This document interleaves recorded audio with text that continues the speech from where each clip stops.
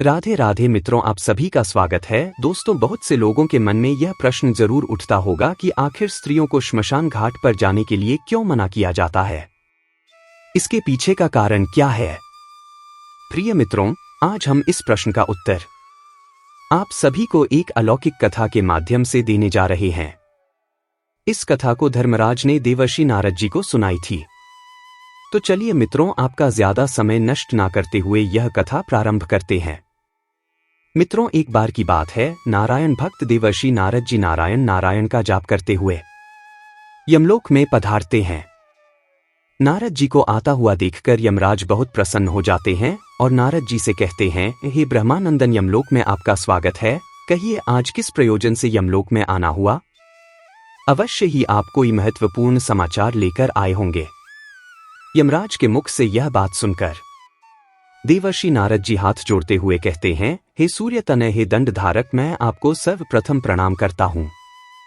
आज मैं आपके पास कोई समाचार लेकर नहीं आया हूं। मैं तो आपके पास अपनी एक शंका लेकर आया हूं। कृपया आप मेरी इस शंका का निवारण कीजिए और मेरे इस व्याकुल मन को शांत कीजिए। तभी धर्मराज मंद मुस्कान के साथ बोले, हे ब्रह्मानंदन, आपके मन में जो भी प्रश्न है आप निसंकोच होकर पूछिए, मैं अवश्य ही आपकी शंका का समाधान करूंगा। फिर देवर्षि नारद जी कहते हैं, हे सूर्य तनय धर्मराज, मेरा पहला प्रश्न यह है कि मनुष्य गरीबी से मुक्ति कैसे पा सकता है, और मेरा दूसरा प्रश्न है कि किस कारण से स्त्रियों का श्मशान घाट जाना वर्जित है। देवर्षि नारद का प्रश्न सुनकर धर्मराज मुस्कुराते हुए बोले, हे देवर्षि, आज आपने समस्त मानव जाति के हित के लिए अत्यंत ही महत्वपूर्ण प्रश्न पूछा है। इस प्रश्न के उत्तर में समस्त मानव जाति का कल्याण छिपा हुआ है। हे देवर्षि, मैं आपके पहले प्रश्न का उत्तर एक महान कथा के माध्यम से देना चाहता हूं। तत्पश्चात मैं आपके दूसरे प्रश्न का उत्तर दूंगा। आप इस कथा को ध्यानपूर्वक पूरा सुनना, तभी आपको आपके प्रश्न का उत्तर प्राप्त होगा। मित्रों, जो भी श्रोतागण इस कथा को पूरा सुनते हैं, उनके घर से दुख दारिद्र्य का नाश हो जाता है और उन्हें गरीबी से छुटकारा मिल जाता है। मित्रों, कथा प्रारंभ करते हुए धर्मराज कहते हैं, हे देवर्षि, प्राचीन समय की बात है। दक्षिण देश में एक नगर था। उसमें दौलतराम नाम का एक धनवान सेठ रहता था। उसके घर में किसी चीज की कोई कमी नहीं थी। उसका व्यापार बहुत अच्छा चल रहा था। उसका परिवार बहुत खुश रहता था। सेठ अपनी पत्नी के लिए हर महीने बहुमूल्य गहने और आभूषण खरीदता था, जिसके कारण उसकी पत्नी उससे बहुत प्रसन्न रहती थी। मित्रों, सेठ की पत्नी बहुत ही भोली भाली थी। उससे कोई भी प्रेम से कुछ पूछ लेता तो वह सब कुछ बता देती थी। एक दिन सेठ की पत्नी ने सेठ से पूछा, हे स्वामी, आपका व्यापार कैसा चल रहा है? आप कैसे इतना धन कमाते हो? अपनी पत्नी का ऐसा प्रश्न सुनकर सेठ ने सारी बात बता दी। सेठ ने कहा, हे प्रिय, मैं अनाज का व्यापार करता हूं। मैं गांवों में जाकर छोटे छोटे किसानों से अनाज खरीदता हूं और उसे महंगे दामों में शहर में बेच देता हूं, जिसके कारण मुझे अधिक धन की प्राप्ति होती है। अपने पति की यह बात जानकर सेठानी बहुत प्रसन्न हुई।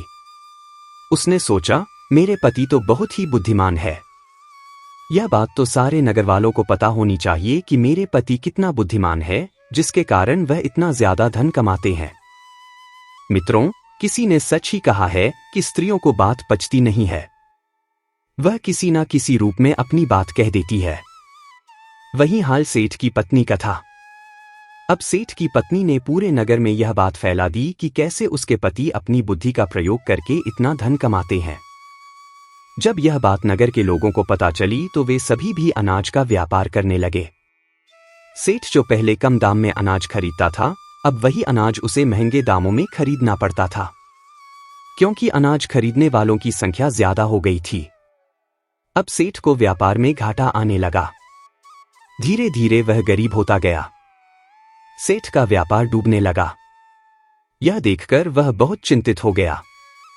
उसे समझ में नहीं आ रहा था कि वह क्या करे। वह चुपचाप एकांत में बैठा हुआ था। तभी द्वार पर एक साधु महात्मा भिक्षा मांगने आते हैं। साधु महात्मा की आवाज सुनकर सेठ की पत्नी ने दरवाजा खोला और साधु महात्मा को प्रणाम किया। फिर साधु महात्मा ने सेठानी से कहा, हे पुत्री, क्या मुझे भोजन मिल सकता है? मैंने कई दिनों से भोजन नहीं किया है। तभी सेठ की पत्नी ने कहा, हे ब्राह्मण देवता, आप घर के अंदर पधारिए, आपका स्वागत है। उसने साधु महात्मा को बैठने के लिए आसन दिया। फिर वह बोली, हे ब्राह्मण देवता, आप प्रतीक्षा कीजिए, मैं आपके लिए भोजन बनाकर लाती हूं। मित्रों, थोड़ी देर बाद वह साधु महात्मा के लिए तरह तरह के व्यंजन बनाकर लाई और साधु महात्मा को खाने के लिए दिया। साधु महात्मा ने भोजन किया। उसके बाद विश्राम करने लगे। तभी सेठ जी वहां पर आ गए और उन्होंने साधु महात्मा को प्रणाम किया और शांत भाव से उनके समीप बैठ गए। सेठ को इस प्रकार चिंतित देख साधु महात्मा ने कहा, हे पुत्र, क्या बात है, आप अशांत लग रहे हो, तुम्हारी चिंता का क्या कारण है? तभी सेठ ने कहा, हे ब्राह्मण देवता, मेरा व्यापार बंद होने वाला है, क्योंकि नगर में बहुत से लोगों ने अनाज का व्यापार शुरू कर दिया है, जिसके कारण हमें व्यापार में घाटा आ रहा है, इसलिए मैं इतना चिंतित हूं। सेठ की बात सुनकर सन्यासी महात्मा ने एक लंबी सांस ली और सेठ से पूछा, बेटा, क्या आपने किसी को बताया था कि आप किस प्रकार अपना धन अर्जित करते हैं? किस प्रकार आप अपनी जीविका चलाते हैं? तब सेठ ने कहा, हे ब्राह्मण देवता, यह बात मेरी पत्नी ने मुझसे पूछा था, तब मैंने उसे बताया था कि मैं अनाज का व्यापार करके धन अर्जित करता हूं। सेठ की बात सुनकर सन्यासी महात्मा पूरी बात समझ गए और सेठ से बोले, बेटा, आपने जीवन में बहुत बड़ी गलती कर दी है, आपको किसी से भी यह बात नहीं बतानी चाहिए थी, चाहे वह आपकी पत्नी ही क्यों ना हो। मित्रों, आगे सन्यासी महात्मा कहते हैं, हे पुत्र, आज मैं तुम्हें एक कहानी सुनाता हूं। इस कहानी के माध्यम से यह बताऊंगा कि चाहे कितने भी सगे संबंधी हो, उन्हें यह 3 बातें कभी नहीं बतानी चाहिए। यदि आप इन तीनों बातों का पालन करते हैं तो गरीबी आपके आसपास भी नहीं भटकेगी। प्रिय मित्रों, कहानी सुनाते हुए सन्यासी महात्मा सेठ से कहते हैं, हे पुत्र, प्राचीन काल की बात है। एक नगर में एक गरीब आदमी रहता था। वह इतना गरीब था कि अपने परिवार के लिए ठीक से भोजन भी नहीं जुटा पाता था। मित्रों, कहते हैं ना कि गरीबी मनुष्य के लिए एक अभिशाप के समान होती है। बिना धन के परिवार चलाना बहुत मुश्किल काम होता है। फिर सन्यासी महात्मा सेठ से आगे कहते हैं, हे पुत्र, वह गरीब आदमी जैसे तैसे अपने परिवार का भरण पोषण कर रहा था। कभी उनको भोजन मिल जाता था तो कभी भूखे पेट ही सोना पड़ता था। एक दिन उस गरीब आदमी की पत्नी ने कहा, हे स्वामी, कब तक हम इस गरीबी के दलदल में जिएंगे? कब हमें इस गरीबी से मुक्ति मिलेंगे? हमारे पास तो इतना धन भी नहीं है कि हम भरपेट भोजन कर सके। ऐसे कब तक चलेगा? फिर उसने अपने पति से कहा, हे पति देव, आप धन कमाने के लिए शहर चले जाइए। मित्रों, पत्नी के बार बार कहने पर वह गरीब आदमी धन कमाने के उद्देश्य से शहर की ओर निकल पड़ा। वह जंगलों के रास्ते से शहर की ओर जाने लगा। चलते चलते वह एक जंगल में पहुंच गया। काफी लंबा सफर तय करने के कारण वह बहुत थक चुका था और उसे प्यास भी बहुत लग रही थी।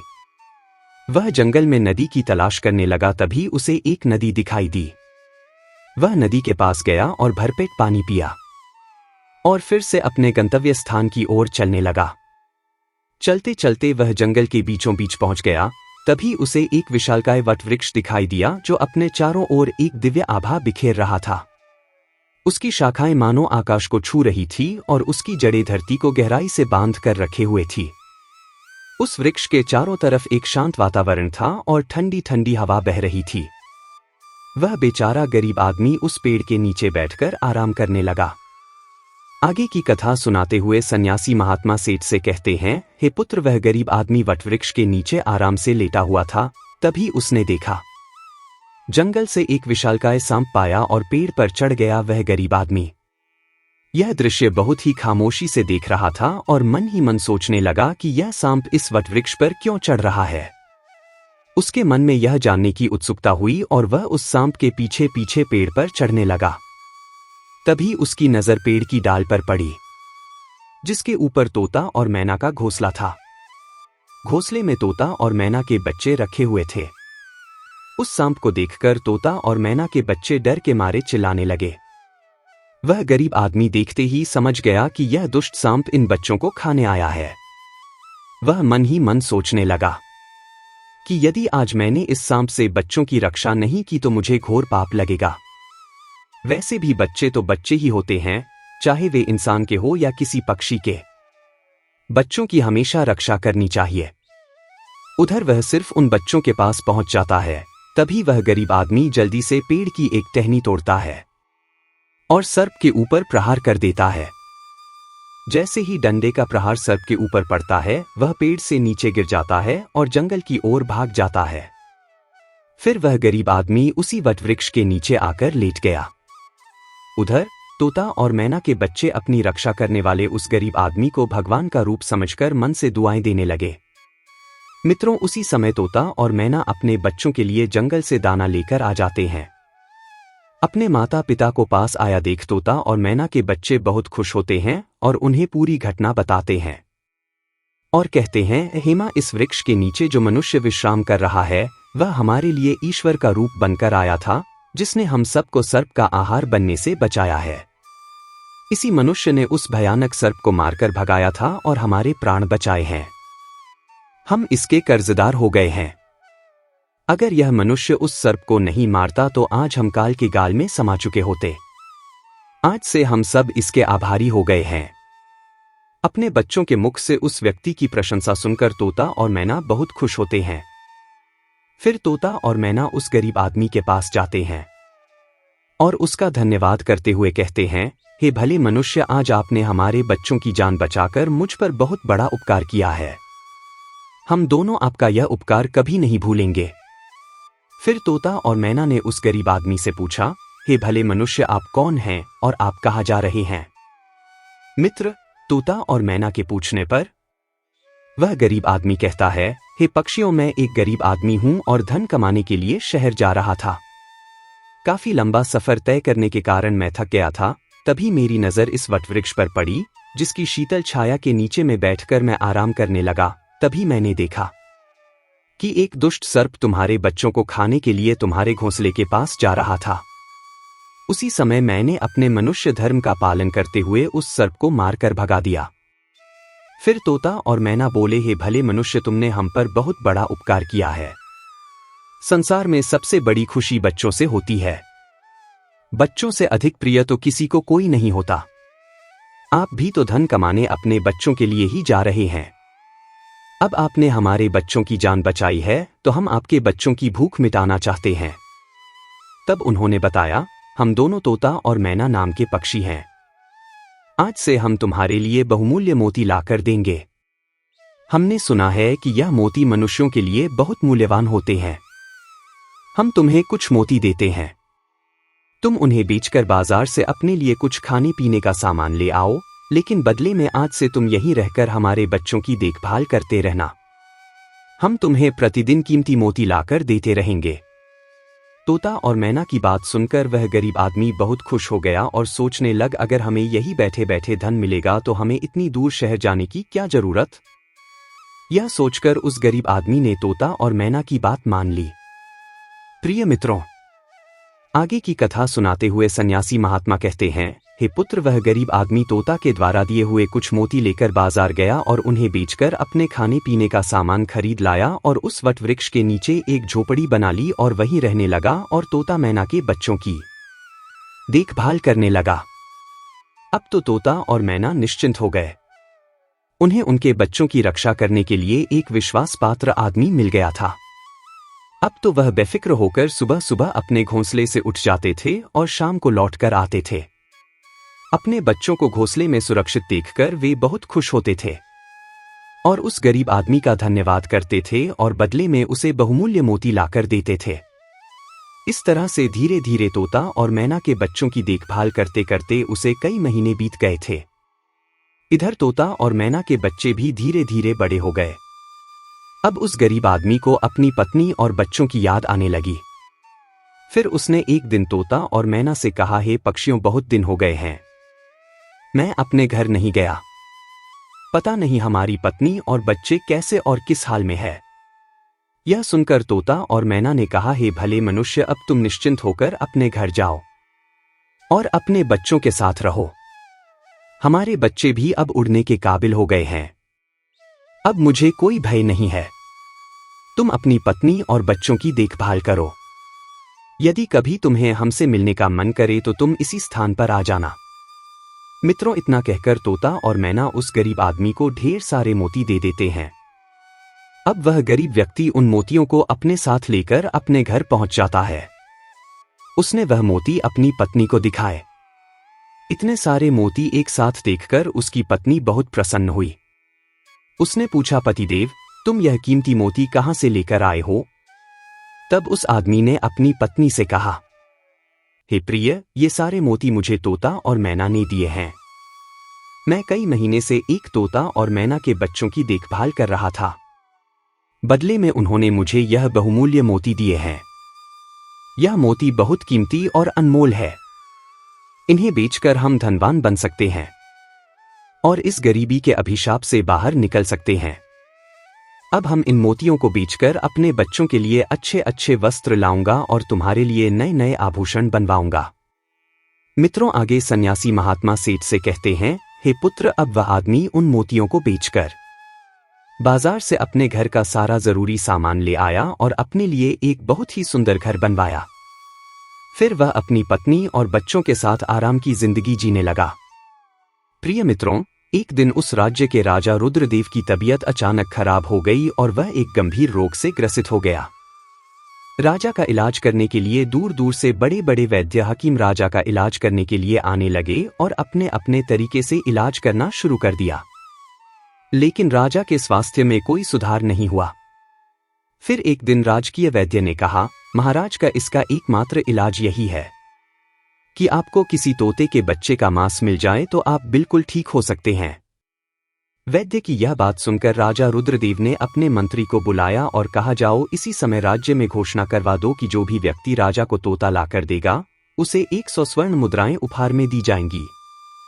राजा के आदेशानुसार मंत्री ने सारे राज्य में घोषणा करवा दिया कि जो भी व्यक्ति महाराज के लिए तोता लेकर आएगा उसे उपहार में 100 स्वर्ण मुद्राएं दी जाएंगी। यह बात पूरे राज्य में हवा की तरह फैल गई। नगर के लोग तोते की तलाश में इधर उधर जंगलों में जाने लगे, लेकिन किसी को भी तोता नहीं मिला। अंत में सबके हाथ में निराशा ही आई। प्रिय मित्रों, आगे की कथा सुनाते हुए सन्यासी महात्मा सेठ से कहते हैं, हे पुत्र, एक दिन उस गरीब आदमी की स्त्री अपने पड़ोस में कुछ स्त्रियों के साथ बैठकर बात कर रही थी। तभी बातों ही बातों में उन सबके बीच तोते की चर्चा छिड़ गई। तभी एक स्त्री उस गरीब आदमी की पत्नी से बोली, बहन, क्या तुम्हें पता है कि राजा किसी गंभीर रोग से ग्रसित है जिनके इलाज के लिए वैद्य ने एक तोता लाने के लिए कहा है? वैद्य के कहने पर राजा साहब ने तोते का बच्चा लाने का आदेश दिया है और साथ में यह भी कहा है कि जो भी तोते का बच्चा लेकर आएगा उसे वह 100 स्वर्ण मुद्राएं उपहार में देंगे। आगे वह कहती है, हे बहन, तोता लाना कोई आसान काम नहीं है। इतना ही आसान काम होता तो राजा के पास इतने सैनिक हैं, वह कब का ले आते। मित्रों, जब उस गरीब आदमी की पत्नी ने यह बात सुनी कि राजा साहब बीमार हैं और उन्होंने घोषणा की है कि जो कोई उन्हें तोता का बच्चा लाकर देगा उसे वह उपहार में 100 स्वर्ण मुद्राएं देंगे, तो यह सुनकर वह बहुत खुश हो गई और उसने कहा, अरे बहनों, तोता लाना कौन सी बड़ी बात है। मेरे पति तो कई महीने तक तोता और मैना के बच्चों की देखभाल करके आए हैं। वह एक नहीं कई तोते ला सकते हैं। इतना कहने के बाद वह अपने घर चली गई। नगर की स्त्रियों ने जब उसकी यह बात सुनी तो उन्होंने अपने अपने पतियों से जाकर बताया। धीरे धीरे यह बात पूरे नगर में फैल गई। जब यह बात राजा रुद्रदेव को पता चली कि उनके राज्य में एक व्यक्ति है जो तोता और मैना के बच्चों की देखभाल करता था और वह उसके लिए तोता लेकर आ सकता है, तो राजा ने तुरंत अपने सैनिकों को आदेश दिया कि जाओ उस आदमी को पकड़कर मेरे सामने उपस्थित करो। राजा का आदेश पाकर राजा के सैनिक उस आदमी को पकड़कर राजा के सामने लाकर खड़ा कर देते हैं। राजा ने उससे क्रोधित होकर कहा, इतने दिनों तक तुमने मुझे तोता लाकर क्यों नहीं दिया? जाओ इसी क्षण तोता लेकर आओ। यदि तुम मेरे लिए तोता लेकर आओगे तो मैं तुम्हें उपहार दूंगा, परंतु तुमने छल करने की कोशिश की तो तुम्हें मृत्युदंड की सजा मिलेंगे। राजा की यह बात सुनकर वह आदमी घबरा गया और बोला, हे महाराज, आप मेरे प्राण ले लो पर मैं आपको तोता का बच्चा लाकर नहीं दे सकता। मैंने तो उनकी जान बचाई थी। एक रक्षक भक्षक कैसे बन सकता है?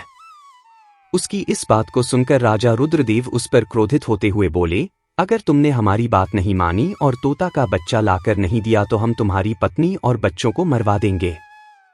आगे सन्यासी महात्मा सेठ से कहते हैं, हे पुत्र मनुष्य, सबसे ज्यादा कमजोर तब पड़ता है जब उसके बच्चों की सुरक्षा की बात आती है। ऐसे में वह कुछ भी करने को मजबूर हो जाता है। राजा की बात सुनकर वह गरीब आदमी बहुत घबरा गया। उसने सोचा कि अब मुझे किसी भी तरह तोते का बच्चा लाकर राजा को देना ही होगा। वह गुस्से में घर आया और अपनी पत्नी को डांटने लगा और बोला, तुमने यह क्या अनर्थ कर दिया? तुम्हें बिल्कुल भी समझ नहीं है। हम क्या करते हैं और कहाँ जाते हैं। यह बात गरीब आदमी की स्त्री अपने पड़ोस में कुछ स्त्रियों के साथ बैठकर बात कर रही थी। तभी बातों ही बातों में उन सबके बीच तोते की चर्चा छिड़ गई। तभी एक स्त्री उस गरीब आदमी की पत्नी से बोली, बहन, क्या तुम्हें पता है कि राजा किसी गंभीर रोग से ग्रसित है जिनके इलाज के लिए वैद्य ने एक तोता लाने के लिए कहा है। वैद्य के कहने पर राजा साहब ने तोते का बच्चा लाने का आदेश दिया है और साथ में यह भी कहा है कि जो भी तोते का बच्चा लेकर आएगा उसे वह 100 स्वर्ण मुद्राएं उपहार में देंगे। आगे वह कहती है, हे बहन, तोता लाना कोई आसान काम नहीं है। इतना ही आसान काम होता तो राजा के पास इतने सैनिक हैं, वह कब का ले आते। मित्रों, जब उस गरीब आदमी की पत्नी ने यह बात सुनी कि राजा साहब बीमार हैं और उन्होंने घोषणा की है कि जो कोई उन्हें तोता का बच्चा लाकर देगा उसे वह उपहार में 100 स्वर्ण मुद्राएं देंगे, तो यह सुनकर वह बहुत खुश हो गई और उसने कहा, अरे बहनों, तोता लाना कौन सी बड़ी बात है। मेरे पति तो कई महीने तक तोता और मैना के बच्चों की देखभाल करके आए हैं। वह एक नहीं कई तोते ला सकते हैं। इतना कहने के बाद वह अपने घर चली गई। नगर की स्त्रियों ने जब उसकी यह बात सुनी तो उन्होंने अपने अपने पतियों से जाकर बताया। धीरे धीरे यह बात पूरे नगर में फैल गई। जब यह बात राजा रुद्रदेव को पता चली कि उनके राज्य में एक व्यक्ति है जो तोता और मैना के बच्चों की देखभाल करता था और वह उसके लिए तोता लेकर आ सकता है, तो राजा ने तुरंत अपने सैनिकों को आदेश दिया कि जाओ उस आदमी को पकड़कर मेरे सामने उपस्थित करो। राजा का आदेश पाकर राजा के सैनिक उस आदमी को पकड़कर राजा के सामने लाकर खड़ा कर देते हैं। राजा ने उससे क्रोधित होकर कहा, इतने दिनों तक तुमने मुझे तोता लाकर क्यों नहीं दिया? जाओ इसी क्षण तोता लेकर आओ। यदि तुम मेरे लिए तोता लेकर आओगे तो मैं तुम्हें उपहार दूंगा, परंतु तुमने छल करने की कोशिश की तो तुम्हें मृत्युदंड की सजा मिलेंगे। राजा की यह बात सुनकर वह आदमी घबरा गया और बोला, हे महाराज, आप मेरे प्राण ले लो पर मैं आपको तोता का बच्चा लाकर नहीं दे सकता। मैंने तो उनकी जान बचाई थी। एक रक्षक भक्षक कैसे बन सकता है? उसकी इस बात को सुनकर राजा रुद्रदेव उस पर क्रोधित होते हुए बोले, अगर तुमने हमारी बात नहीं मानी और तोता का बच्चा लाकर नहीं दिया तो हम तुम्हारी पत्नी और बच्चों को मरवा देंगे। आगे सन्यासी महात्मा सेठ से कहते हैं, हे पुत्र मनुष्य, सबसे ज्यादा कमजोर तब पड़ता है जब उसके बच्चों की सुरक्षा की बात आती है। ऐसे में वह कुछ भी करने को मजबूर हो जाता है। राजा की बात सुनकर वह गरीब आदमी बहुत घबरा गया। उसने सोचा कि अब मुझे किसी भी तरह तोते का बच्चा लाकर राजा को देना ही होगा। वह गुस्से में घर आया और अपनी पत्नी को डांटने लगा और बोला, तुमने यह क्या अनर्थ कर दिया? तुम्हें बिल्कुल भी समझ नहीं है।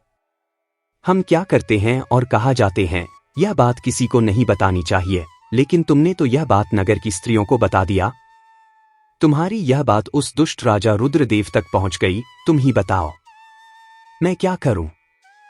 जिस तोता और मैना के बदौलत आज हमें खाने को, भोजन, रहने को, नया घर और पहनने को अच्छे वस्त्र मिले हैं, जिनके कारण हम गरीबी के दलदल से बाहर निकले हैं, मैं उनके साथ इतना बड़ा धोखा कैसे कर सकता हूं? तुमने यह बात उन महिलाओं को बताकर बहुत बड़ी भूल की है। फिर जब उसका गुस्सा शांत हुआ तो उसने अपनी पत्नी को समझाते हुए कहा, प्रिय, अपने घर की कुछ बातें दूसरों से कभी नहीं कहनी चाहिए। पहली बात, आपके घर में कितना धन है और आपकी कमाई का स्रोत क्या है, यह बातें दूसरों से कभी नहीं बतानी चाहिए। दूसरी बात, घर में आपसी प्रेम की बातें, पति पत्नी के प्रेम की बातें बाहर वालों के सामने नहीं करनी चाहिए। तीसरी बात, आपसी लड़ाई झगड़े, मतभेद, मान अपमान की बातें कभी दूसरों के सामने नहीं करनी चाहिए। वरना लोग हमारी गुप्त बातें जानकर हमारी कमजोरी को समझकर हमारा फायदा उठाते हैं। चौथी बात, अपनी कमजोरी दूसरों के सामने ना बताएं और अपनी उन्नति का राज किसी को ना बताएं। जिन बातों के कहने से आपके परिवार पर दुख आ सकता है। मित्रों, आगे सन्यासी महात्मा सेठ से कहते हैं, हे पुत्र, इन बातों के अतिरिक्त मनुष्य को उन बातों को अपनी स्त्री से नहीं बतानी चाहिए जिन बातों से घर की मान प्रतिष्ठा नष्ट होती हो, परिवार पर संकट आता हो, किसी की जान जाती हो, परिवार में फूट पड़ती हो या आपके रिश्ते खराब होते हो, क्योंकि कहते हैं कि स्त्रियों के पेट में इस तरह की बातें पचती नहीं है। वह बहुत जल्दी प्रसन्न होकर दूसरों के सामने सब बातें बोल देती है। आगे सन्यासी महात्मा कहते हैं, हे पुत्र, वह गरीब आदमी अपनी पत्नी से बोला, हे प्रिय, तुम्हारी यह एक गलती आज हमारे परिवार को मौत के मुंह में डाल रही है। यदि तुमने इस बात को छुपा लिया होता तो आज हम निर्भय होकर अपने घर में खुशहाल जीवन व्यतीत कर रहे होते। अब राजा की आज्ञा है तो तोता का बच्चा लाकर राजा को देना ही पड़ेगा। यदि मैंने उनके आदेश की अवहेलना की तो वह पूरे परिवार को मृत्युदंड दे देंगे। इस पाप के लिए भगवान मुझे कभी माफ नहीं करेंगे। जिन बच्चों की मैंने इतने दिन देखभाल करी, जिन्हें मैंने काल के गाल से बचाया, अब मैं उन्हें किस प्रकार मौत के मुंह में डाल सकता हूं? तभी उसकी पत्नी कहने लगी, हे पतिदेव, अब तो जो होना था हो गया। अब हमें अपनी और बच्चों की जिंदगी बचानी है, इसलिए आपको यह पाप करना ही पड़ेगा। फिर वह गरीब आदमी बहुत ही उदास मन से लाचार होकर जंगल की ओर चल पड़ा, जहां वह तोते के बच्चों की देखभाल करता था। उधर जब तोता और मैना और उनके बच्चों ने उस गरीब आदमी को अपने पास आता हुआ देखा तो वह बहुत खुश होने लगे अपने बच्चों को इतना खुश देखकर। तोता और मैना कहने लगे, अरे बच्चों, तुम इतने खुश क्यों हो रहे हो? वह तो तुम में से किसी एक को लेने आ रहा है। तुम में से कौन है जो आज उसके साथ जाकर उसकी और उसके बच्चों की जान बचाएगा? फिर तोता कहता है कि बच्चों, लेकिन एक बात याद रखना, तुम में से जो भी उसके साथ जाएगा वह कभी लौटकर नहीं आएगा। वह नगर के राजा का भोजन बन जाएगा। तभी तोते के एक बच्चे ने पूछा, पिताजी, आप ऐसा क्यों कह रहे हैं? फिर तोता कहता है, बच्चों, इस राज्य का राजा किसी गंभीर रोग से पीड़ित है और वैद्य ने उसे तोते के बच्चे का मांस खाने को कहा है, इसलिए तुम में से किसी एक को वह लेने के लिए आया है। यदि तुम में से कोई उसके साथ जाने को तैयार है तो वह जा सकता है। तभी उनमें से एक बच्चा कहने लगा, हे पिताजी, उस आदमी ने ही हम सबकी जिंदगी बचाई है और आज वह आदमी बहुत बड़ी मुसीबत में है। ऐसे समय में हमें भी उसकी मदद करनी चाहिए, चाहे हमारी जान ही क्यों न चली जाए। हम उसके साथ जरूर जाएंगे। उधर वह आदमी उदास मन से उस वटवृक्ष के पास आता है और तोता मैना से दुखी मन से सारी व्यथा सुना देता है। उसकी बात सुनकर तोता मैना कहते हैं, हे भाई, आप चिंता ना करो, हमारे बच्चे तुम्हारे साथ जाने के लिए तैयार है, तुम इनमें से किसी एक को ले जाओ।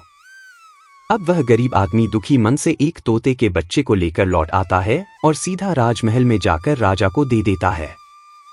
राजा उस तोते के बच्चे को एक पिंजरे में बंद करवा देता है और अपने नौकर से कहता है, जाओ इसे सुरक्षित स्थान पर रख दो, कल हम इसका मांस खाएंगे। राजा के कहे अनुसार नौकर उस तोते के बच्चे को सुरक्षित स्थान पर रख देता है। तभी अचानक से सन्यासी महात्मा चुप हो जाते हैं। फिर वह सेठ कहता है, हे मुनिवर, आप अचानक से चुप क्यों हो गए? आप आगे की कथा सुनाइए। यह कथा बहुत ही ज्ञान से परिपूर्ण है। मित्रों, सेठ के कहने पर सन्यासी महात्मा आगे की कथा सुनाते हुए सेठ से कहते हैं, हे पुत्र, राजा रुद्रदेव का एक पुत्र था जिसका नाम दक्ष था। वह बहुत ही दयालु था। वह जीव जंतुओं और पशु पक्षियों से बहुत प्रेम करता था। उसे यह नहीं पता था कि यह तोता उसके पिता के खाने के लिए लाया गया है। राजकुमार दक्ष अपने कुछ मित्रों के साथ उसी स्थान पर खेल रहा था जहां तोते का बच्चा पिंजरे में बंद करके रखा गया था।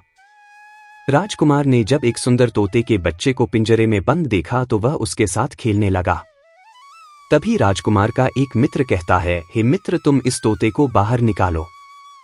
यह कितना सुंदर तोता है, इसे पिंजरे में किसने बंद कर दिया? यह बिल्कुल भी उचित नहीं है। हम इसे स्वतंत्र कर देते हैं। अपने मित्र की बातें सुनने के बाद राजकुमार दक्ष ने पिंजरा खोल दिया। पिंजरा खुलते ही तोते का बच्चा आकाश में उड़ गया। जब यह बात राजा रुद्रदेव को पता चली कि राजकुमार दक्ष ने तोते को स्वतंत्र कर दिया है और अब उसके प्राण बचाना बहुत ही मुश्किल है, यह सुनकर राजा को राजकुमार दक्ष पर बहुत गुस्सा आया। उन्होंने तुरंत राजकुमार को बुलाया और क्रोधित होकर कहा, अरे दुष्ट, तूने उस तोते के बच्चे को क्यों छोड़ दिया?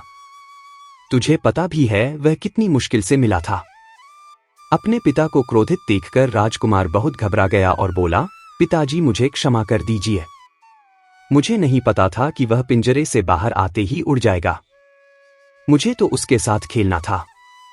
अपने पुत्र की यह बात सुनकर राजा को और गुस्सा आ गया और उन्होंने उसे राज्य से बाहर निकाल दिया। राजा का आदेश पाकर सैनिक राजकुमार को नगर की सीमा से बाहर छोड़ देते हैं। उधर वह तोते का बच्चा उड़कर अपने माता पिता के पास पहुंचता है और उन्हें सारी बात बताता है कि राजा के बेटे ने उसे आजाद कर दिया है। तोता और मैना ने जब अपने बच्चे को देखा तो कहा, बेटा, राजकुमार ने तुम्हें तो आजाद कर दिया, लेकिन वह स्वयं संकट में फंस गया है। उसके दुष्ट पिता ने उसे राज्य से बाहर निकाल दिया है। अब उसकी देखभाल की जिम्मेदारी तुम्हारे ऊपर है, तुम जाओ और उसकी मदद करो। अपने माता पिता के कहने पर तोते का बच्चा राजकुमार की मदद करने के लिए उसके पास पहुंच जाता है। राजकुमार उसे देखते ही पहचान लेता है, यह तो वही तोता है जिसे मैंने पिंजरे से आजाद किया था। राजकुमार कहता है, तुम्हारी वजह से मुझे मेरे पिता ने नगर से निकाल दिया है, अब तुम ही बताओ मैं क्या करूं, कहां जाऊं? तभी तोते का बच्चा कहता है, हे राजकुमार, तुम चिंता मत करो, तुमने मेरी जान बचाई थी, इसलिए मैं तुम्हारी मदद करने के लिए आया हूं। यह सुनकर राजकुमार दक्ष बहुत प्रसन्न हो जाता है। फिर वह तोता और राजकुमार दूसरे नगर की ओर चल देते हैं। चलते चलते वह दोनों दूसरे नगर में जा पहुंचते हैं। तभी उन्हें एक सुंदर बगीचा दिखा और वह दोनों फल खाने के लिए बगीचे में जा पहुंचे। उसी बगीचे में वहां के राजा की पुत्री भी अपनी सहेलियों के साथ घूमने आया करती थी। उस राज्य के राजा की पुत्री का नाम संयोगिता था। राजकुमारी संयोगिता अत्यंत ही सुंदर और रूपवती थी। उसकी खूबसूरती की चर्चा पूरे नगर में होती थी। राजकुमार और तोता उस बगीचे में बैठे हुए थे, तभी वहां राजकुमारी संयोगिता अपनी सहेलियों के साथ बगीचे में घूमने आती है। राजकुमारी को देखकर राजकुमार दक्ष वृक्ष के पीछे छुप जाता है और वह तोता राजकुमारी के सामने पहुंच जाता है। राजकुमारी उस सुंदर तोता को देखकर उस पर मोहित हो जाती है। वह उसे पकड़ना चाहती है, लेकिन तोता उसकी पकड़ में नहीं आता। राजकुमार दक्ष पेड़ के पीछे से यह सब देख रहा था। जब उसने राजकुमारी को देखा तो वह उस पर मोहित हो गया। कुछ समय बगीचे में टहलने के बाद राजकुमारी संयोगिता अपने महल में लौट जाती है। इधर राजकुमार पूरी तरह से राजकुमारी के ख्यालों में डूब गया। उसे कुछ भी अच्छा नहीं लग रहा था। उसने यह बात तोते से बताई तो उस तोते ने कहा, हे राजकुमार, आप चिंता मत करिए, मैं तुम्हें राजकुमारी से मिलवा दूंगा। फिर राजकुमार ने तोते से कहा, हे मित्र, तुम मुझे किसी भी तरह उस राजकुमारी से मिला दो, मैं उसके बिना अब एक पल भी नहीं रह पाऊंगा। फिर तोता बोला, हे राजकुमार, धैर्य रखिए, मैं अभी पता लगाकर आता हूं कि राजकुमारी कहाँ रहती है और तुम उससे कैसे मिल सकते हो। इतना कहकर वह तोता महल की ओर उड़ जाता है। मित्रों, राजकुमारी के महल में चारों तरफ सैनिक तैनात थे, लेकिन तोता उड़ता हुआ ऊपर से जाता है और जाकर राजकुमारी के कक्ष के बाहर बैठ जाता है। तोता वहां से सब नजारा देखता है और सारी बात आकर राजकुमार को बताता है कि हे राजकुमार, महल में जाकर राजकुमारी से मिलना बहुत मुश्किल है, क्योंकि राजकुमारी के आसपास सैनिकों का बहुत ही कड़ा पहरा है। फिर वह तोता कहता है, हे राजकुमार, आप अपने हाथ का कड़ा मुझे दे दो, मैं तुम्हारा कड़ा आज राजकुमारी के पास पहुंचा दूंगा और उसकी चुनरी ले आऊंगा। मित्रों, तोते के कहने पर राजकुमार ने अपने हाथ का कड़ा तोते को दे दिया। तोता राजकुमार का कड़ा लेकर रात में राजकुमारी के पास रखाता है और राजकुमारी की चुनरी साथ ले जाता है। सुबह जब राजकुमारी संयोगिता जागती है तो देखती है कि उसकी चुनरी गायब है और उसके पास एक हाथ का कड़ा रखा हुआ है। राजकुमारी तुरंत समझ जाती है कि रात में कोई पुरुष उसके कक्ष में आया था। यह सब देखकर राजकुमारी बहुत व्याकुल हो जाती है और अपने सभी सैनिकों को सावधान कर देती है और कठोरता से अपने सैनिकों से पूछती है कि रात में उसके कक्ष में कौन आया था। लेकिन किसी के पास कोई जवाब नहीं होता। अब राजकुमारी के कक्ष की सुरक्षा और बढ़ा दी जाती है। दूसरे दिन रात होते ही वह तोता फिर से राजकुमारी के कक्ष में जाता है और राजकुमार द्वारा लिखी हुई चिट्ठी को राजकुमारी के पास रख आता है। अगले दिन जब राजकुमारी जागती है और चिट्ठी पढ़ती है तो उसमें लिखा होता है कि राजकुमारी, मैंने जब से तुम्हें देखा है मैं तुम पर मोहित हो गया हूँ। मैं आपसे विवाह करना चाहता हूँ। अगर तुम्हें मुझसे मिलना है तो तुम अपने बगीचे में आ जाना, मैं तुम्हें वहां मिल जाऊंगा।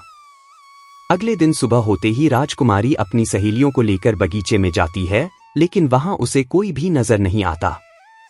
वहां तो सिर्फ वही तोता घूम रहा होता है जिसे उसने उस दिन देखा था। तोता राजकुमारी से कहता है, हे राजकुमारी, तुम जिसे खोज रही हो मैं तुम्हें उससे मिला सकता हूँ, लेकिन पहले तुम मुझे वचन दो कि तुम यह बात अपने पिता से नहीं बताओगी और उसे किसी भी तरह से नुकसान नहीं पहुंचाओगी। फिर राजकुमारी ने वचन दिया कि वह उसे कुछ भी नहीं करेगी। मित्रों, राजकुमारी यह जानना चाहती थी कि आखिर वह कौन है जो इतने सख्त पहरे के बावजूद भी उसके कक्ष में जा पहुंचा। मित्रों, राजकुमारी के कहने पर तोते ने राजकुमार को बुलाया। फिर राजकुमार वृक्ष के पीछे से बाहर आया। मित्रों, राजकुमार की सुंदरता देखकर राजकुमारी भी उस पर मोहित हो गई और एक दूसरे को देखने लगे। तभी राजकुमारी ने पूछा, तुम कौन हो और इतने कड़े पहरे के बाद भी तुम मेरे कक्ष तक कैसे पहुंच गए? राजकुमार बोला, हे राजकुमारी, जब किसी से सच्चा प्रेम होता है तो कोई भी कार्य असंभव नहीं होता। जब से मैंने तुम्हें देखा है तब से मैं तुम्हें प्रेम करने लगा हूं और तुमसे विवाह करने की इच्छा रखता हूं। मित्रों, जब राजकुमारी ने पूछा कि तुम कौन हो और कहां से आए हो, तब राजकुमार ने अपनी पूरी कहानी उसे सुनाई। राजकुमार की कहानी सुनने के बाद राजकुमारी के मन में उसके लिए सहानुभूति हो गई। अब तो रोजाना राजकुमारी संयोगिता उस राजकुमार से मिलने उस बगीचे में आया करती थी। एक दिन राजकुमारी ने कहा, हे राजकुमार, मेरे पिता तुम्हारे साथ मेरा विवाह कभी नहीं करेंगे, इसलिए मैं तुम्हारे साथ भाग चलती हूँ और कहीं दूसरी जगह चलकर हम अपना विवाह कर लेंगे और आनंदपूर्वक रहेंगे। राजकुमारी के कहने पर राजकुमार दक्ष उसे अपने साथ लेकर दूसरे राज्य में चले जाते हैं और गंधर्व विवाह करके एक दूसरे के साथ रहने लगते हैं। दोनों को साथ रहते काफी समय बीत जाता है। एक दिन उनकी झोपड़ी में किसी तरह से आग लग जाती है और उसी आग को बुझाने के चक्कर में उस तोते का एक पंख जल जाता है। फिर वह तोता राजकुमार से कहता है, हे राजकुमार, अब आप अपने राज्य चले जाइए। अब आपके पिता का गुस्सा भी शांत हो चुका होगा। अब आपके पिता आपसे कुछ नहीं कहेंगे। जब वह आपको अपनी बहू के साथ देखेंगे तो वह आपको माफ कर देंगे। मेरा तो एक पंख जल गया है, मैं अब उड़ नहीं सकता, इसलिए मैं कुछ दिन तक यहीं रहकर अपने नए पंख आने का इंतजार करता हूं। जब मेरा पंख दोबारा से आ जाएगा तो मैं आपसे मिलने के लिए जरूर आऊंगा। तोते के कहने पर राजकुमार और राजकुमारी उदासमंद से तोते को अकेला छोड़कर अपने नगर के लिए चल देते हैं। चलते चलते रास्ते में उन्हें एक नदी मिली। उस नदी पर एक नाविक नाव चलाता था। राजकुमार अपनी पत्नी को लेकर नाव में बैठ जाता है। जैसे ही नाव नदी के बीच में पहुंचती है तो राजकुमार देखता है कि एक चूहा पानी से बचने के लिए बार बार नाव पर चढ़ रहा था, लेकिन वह नाविक उसे हटाकर नदी में गिरा देता था। कई बार उस चूहे को नाविक ने हटा दिया। तभी राजकुमार ने कहा, अरे भाई, यह बेचारा इस प्रकार से तो जल में डूबकर मर जाएगा। यह अपने प्राणों की रक्षा करने के लिए इस नाव पर चढ़ रहा है, इसे चढ़ जाने दो। जब राजकुमार ने नाविक से कहा, इस चूहे को नाव पर चढ़ जाने दे, तो राजकुमार के कहने पर उस नाविक ने उस चूहे को अपनी नाव पर चढ़ जाने दिया। जैसे ही चूहा नाव के अंदर गया, वह अंदर जाकर छुप गया। थोड़ी देर बाद उन्होंने देखा कि नाव के अंदर धीरे धीरे पानी आने लगा, क्योंकि उस चूहे ने नाव को काटकर उसमें छेद कर दिया था, जिससे नाव में पानी भरने लगा। जब नाव में पानी बढ़ने लगा तो नाव पानी में डूबने लगी। धीरे धीरे जब नाव पूरी तरह डूब गई तो उसी समय राजकुमारी और राजकुमार पानी में बहने लगे। पानी के बहाव से राजकुमार बहुत दूर पहुंच गया और राजकुमारी संयोगिता नदी में बहती हुई दूसरे राज्य में जा पहुंची। उसी समय बगीचे का माली थपेड़ों को सींचने के लिए पानी नदी से भरकर ला रहा था। जब उसने सुंदर लड़की को देखा तो वह भागकर महल में जाता है और राजा को यह खबर देता है। राजा जब सुंदर लड़की को देखता है तो वह उस पर मोहित हो जाता है और उस राजकुमारी को अपने महल में ले आता है और राज्य वैद्य से उसका इलाज करवाता है। कुछ दिन बीतने के बाद जब राजकुमारी ठीक हो जाती है तो एक दिन वह देखती है कि राजा उसके करीब खड़ा है। राजा पहले ही राजकुमारी संयोगिता के चेहरे को घूर कर देख रहा था, क्योंकि वह राजकुमारी के रूप पर मोहित हो चुका था और उससे विवाह करना चाहता था। मित्रों, उस राजा ने राजकुमारी से कहा, हे सुंदरी, तुम्हारा इस दुनिया में अब कोई नहीं है, अब तुम हमारी पत्नी बन जाओ, तुम हमारी रानी बन जाओ और हमारे महलों में बड़े आराम के साथ रहो। मित्रों, राजकुमारी संयोगिता सुंदर तो थी ही, साथ में बहुत ही बुद्धिमान भी थी। उसने अपने मन में विचार किया कि यदि वह इस समय राजा को विवाह करने से मना करती है तो राजा उसके साथ जबरदस्ती करेगा। इसलिए उसने राजा से कुछ दिनों के लिए समय मांग लिया और बोली, हे महाराज, मुझे कुछ दिन का समय चाहिए, उसके बाद मैं आपके साथ विवाह कर लूंगी। अब राजकुमारी उसी राजा के महल में रहने लगी और गरीब असहाय लोगों को भोजन करवाने लगी। उधर राजकुमार दक्ष अपनी पत्नी से बिछड़ने के बाद इधर उधर भटक रहा था। फिर एक दिन संयोगवश वह उसी राज्य में जा पहुंचा जहां उसकी पत्नी रहती थी। उस समय राजकुमारी गरीबों को भोजन करा रही थी। राजकुमारी ने जब राजकुमार दक्ष को देखा तो वह उसे देखते ही पहचान गई और उसकी आंखों में आंसू आ गए। राजकुमारी ने राजकुमार को एकांत में बुलाया और सारी सच्चाई बताई। उसने कहा, हे स्वामी, आप यहां आराम से रहिए और इस राजा की नौकरी कीजिए। जब हमें मौका मिलेगा तब हम यहां से भाग चलेंगे। मित्रों, राजकुमार दक्ष ने राजकुमारी की बात मान ली और राजा का नौकर बनकर महल में रहने लगा। वह राजकुमारी संयोगिता की सहायता करने लगा और गरीबों को भोजन परोसने लगा। लेकिन राजा को यह नहीं पता था कि राजकुमार उसका पति है। राजा तो उसे अपना नौकर समझता था। इधर राजकुमार दक्ष राजकुमारी संयोगिता के साथ पक्षियों को दाना डालता था। एक दिन वही तोता राजकुमारी के यहां दाना चुगने आया।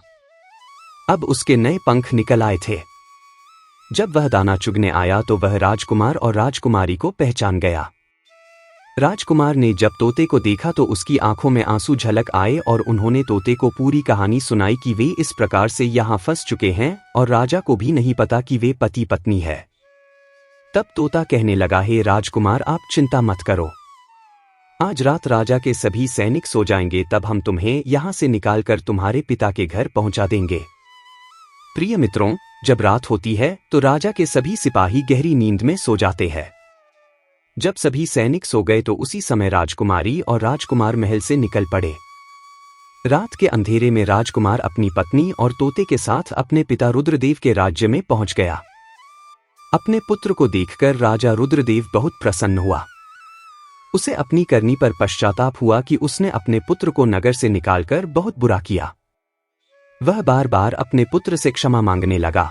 तभी राजकुमार ने बताया, पिताजी, मेरी रक्षा उसी तोते ने की जिसे आप मारकर खाना चाहते थे। उसी ने मेरे प्राण बचाए हैं और मुझे शत्रुओं से छुटकारा दिलाया है। राजकुमार के मुख से तोते की बात सुनकर राजा बहुत प्रसन्न हुआ और उसी दिन से राजा ने प्रण किया कि आज से हमारे राज्य में कोई भी पशु पक्षियों को नहीं मारेगा और सभी लोग उन्हें दाना देंगे। मित्रों, आगे वह सन्यासी महात्मा सेठ से कहते हैं, हे पुत्र, इस प्रकार कुछ बातें बताने पर जीवन में घोर संकट आ सकता है, इसलिए यह 3 बातें किसी को भी नहीं बताना चाहिए। जैसे आपने अपनी पत्नी को बताया कि आप किस प्रकार धन अर्जित करते हैं और आज आपका व्यापार खतरे में है। मित्रों, सेठ को अपनी गलती का एहसास हुआ और उन्होंने अपनी पत्नी को समझाया। तभी धर्मराज देवर्षि नारद जी से कहते हैं, हे देवर्षि नारद जी, इस कथा को सुनने के बाद आपको आपके पहले प्रश्न का उत्तर मिल गया होगा। अब मैं आपके दूसरे प्रश्न का उत्तर देता हूं कि किस कारण से स्त्रियों का श्मशान घाट जाना वर्जित है। मित्रों, यमराज कहते हैं, हे देवर्षि, महिलाओं का स्वभाव बहुत ही संवेदनशील और करुणामयी होता है और अंतिम संस्कार के समय वातावरण अत्यंत ही गंभीर और दुखमय होता है, जिसे देखकर स्त्रियां व्यथित हो सकती है और रोने लगेंगी, जिसे मृत्यु व्यक्ति की आत्मा को दुख पहुंचता है। आगे यमराज कहते हैं, हे देवर्षि, मृत्यु तो काल का एक समय चक्र है और श्मशान घाट को सकारात्मक और नकारात्मक शक्तियां से युक्त स्थान माना जाता है, जहां तांत्रिक और दैवीय क्रियाएं दोनों संपन्न होती है। यदि उस समय स्त्रियां श्मशान घाट में उपस्थित रहेंगी तो वह डर सकती है और उनके ऊपर नकारात्मक ऊर्जाओं का प्रभाव पड़ सकता है, क्योंकि पुरुषों की अपेक्षा महिलाओं का हृदय कोमल होता है, जिससे वह डर सकती है और नकारात्मक ऊर्जाएं शीघ्रता से उन पर हावी हो सकती हैं और उन्हें मानसिक आघात हो सकता है। उनकी शारीरिक और मानसिक स्थिति प्रभावित हो सकती है। मित्रों, आगे धर्मराज कहते हैं, हे देवर्षि, अब आपको आपके सभी प्रश्नों का उत्तर मिल गया होगा। तभी देवर्षि नारद जी कहते हैं, हे सूर्य तनय, हे धर्मराज, आपके मुख से यह ज्ञान से परिपूर्ण जानकारी पाकर मैं धन्य हो गया। मैं इस ज्ञान को तीनों लोकों में प्रकाशित करूंगा। प्रिय मित्रों, इस प्रकार से आज की कथा समाप्त हुई। आशा करते हैं आपको यह ज्ञान से परिपूर्ण कथा अच्छी लगी होगी।